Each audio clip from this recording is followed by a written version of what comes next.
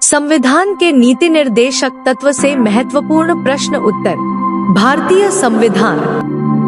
आप रोज देखने के लिए कृपया लाइक सब्सक्राइब कीजिए। संविधान के नीति निर्देशक तत्व से महत्वपूर्ण प्रश्न उत्तर। प्रश्न एक, नीति निर्देशक तत्वों का मुख्य उद्देश्य क्या है? ए. आर्थिक विकास को बढ़ावा देना। बी. सामाजिक न्याय को सुनिश्चित करना। सी. न्यायपूर्ण और समानता पर आधारित समाज की स्थापना करना। डी. राजनीतिक स्थिरता को बनाए रखना। उत्तर सी. न्यायपूर्ण और समानता पर आधारित समाज की स्थापना करना। प्रश्न 2, अनुच्छेद 43 क्या कहता है? ए. कुटीर उद्योगों को बढ़ावा देने और उनकी संरक्षण के बारे में। बी. सभी नागरिकों के लिए आजीविका के पर्याप्त साधनों का अधिकार सुनिश्चित करने के बारे में। सी.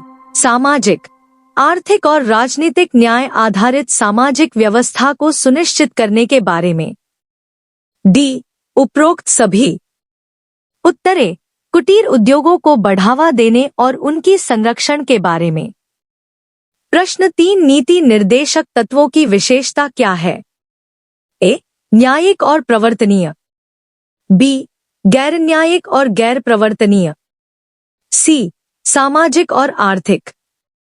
डी. राजनीतिक और प्रशासनिक। उत्तर बी. गैर न्यायिक और गैर प्रवर्तनीय।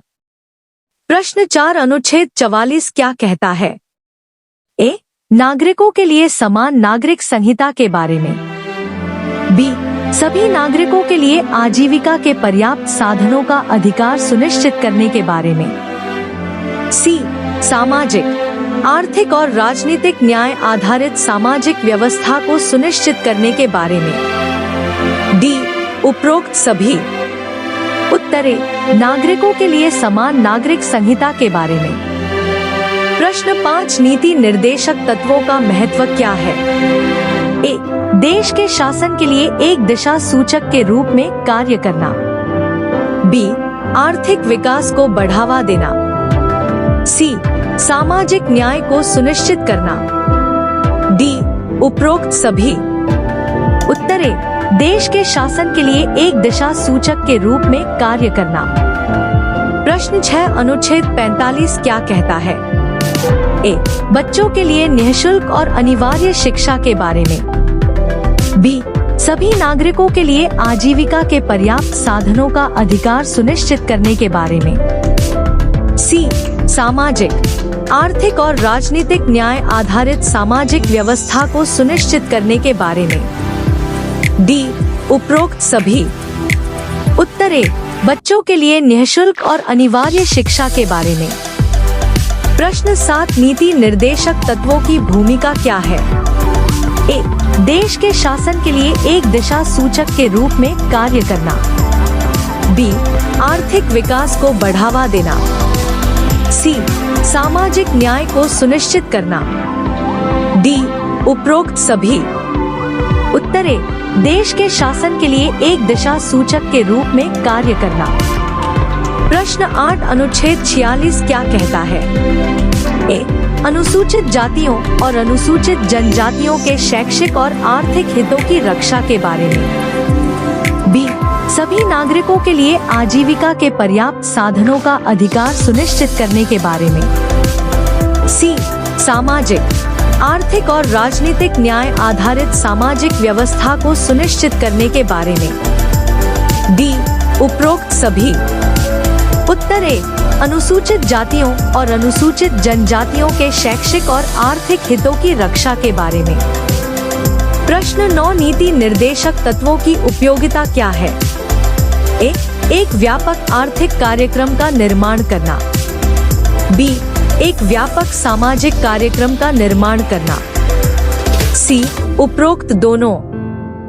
डी. इनमें से कोई नहीं। उत्तर सी.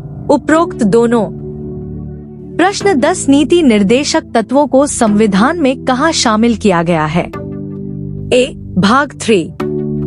बी. भाग 4। सी. भाग वी। ली.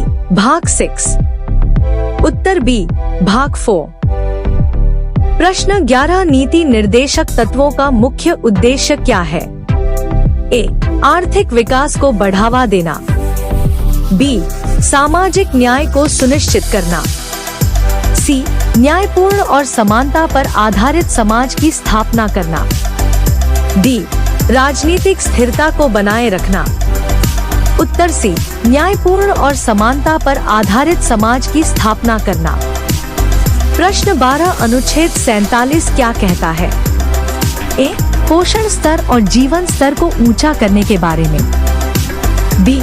सभी नागरिकों के लिए आजीविका के पर्याप्त साधनों का अधिकार सुनिश्चित करने के बारे में। सी. सामाजिक, आर्थिक और राजनीतिक न्याय आधारित सामाजिक व्यवस्था को सुनिश्चित करने के बारे में। डी. उपरोक्त सभी। उत्तरे पोषण स्तर और जीवन स्तर को ऊंचा करने के बारे में। प्रश्न 13 नीति निर्देशक तत्वों की विशेषता क्या है? ए. न्यायिक और प्रवर्तनीय। बी. गैर न्यायिक और गैर प्रवर्तनीय। सी. सामाजिक और आर्थिक। डी. राजनीतिक और प्रशासनिक। उत्तर बी. गैर न्यायिक और गैर प्रवर्तनीय। प्रश्न 14 अनुच्छेद 48 क्या कहता है? ए. कृषि और पशुपालन को बढ़ावा देने के बारे में। बी. सभी नागरिकों के लिए आजीविका के पर्याप्त साधनों का अधिकार सुनिश्चित करने के बारे में। सी. सामाजिक, आर्थिक और राजनीतिक न्याय आधारित सामाजिक व्यवस्था को सुनिश्चित करने के बारे में। डी. उपरोक्त सभी। उत्तरे कृषि और पशुपालन को बढ़ावा देने के बारे में। प्रश्न 15 नीति निर्देशक तत्वों का महत्व क्या है? ए. देश के शासन के लिए एक दिशा सूचक के रूप में कार्य करना। बी. आर्थिक विकास को बढ़ावा देना। सी. सामाजिक न्याय को सुनिश्चित करना। डी. उपरोक्त सभी।